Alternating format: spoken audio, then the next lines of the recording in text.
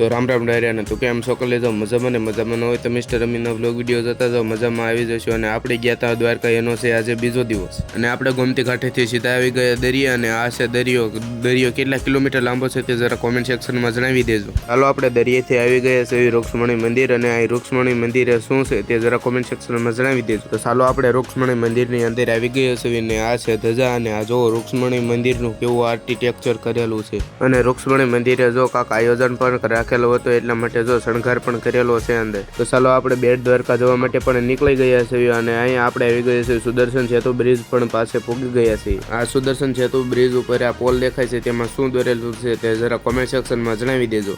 તો ફાઇનલી ગઈ આપણે જો સુદર્શન સેતુના બ્રિજ પાસે પહોંચી ગયા છે, અને આ દેખાય તે શું છે તે જરા કોમેન્ટ સેક્શનમાં જણાવી દેજો. અને જો મોરનું પીછું પણ દેખાય છે, અને સુદર્શન સેતુના બ્રિજ ઉપરથી જો આવો કાંક દરિયાનો નજારો આવે છે, અને આ છે બધા હોડિયા. તો ફાઇનલી ગઈ આપણે બેટ દ્વારકા પણ આવી ગયા છે, અને દ્વારકાધીશના દર્શન તો હું તમને ન કરાવી શકું, કેમ કે જ્યાં ફોન એલાઉડ નથી. મળીશું નવા વ્લોગ સાથે, ત્યાં સુધી બધા લોકોને બાય બાય, ગુડ બાય ગયા.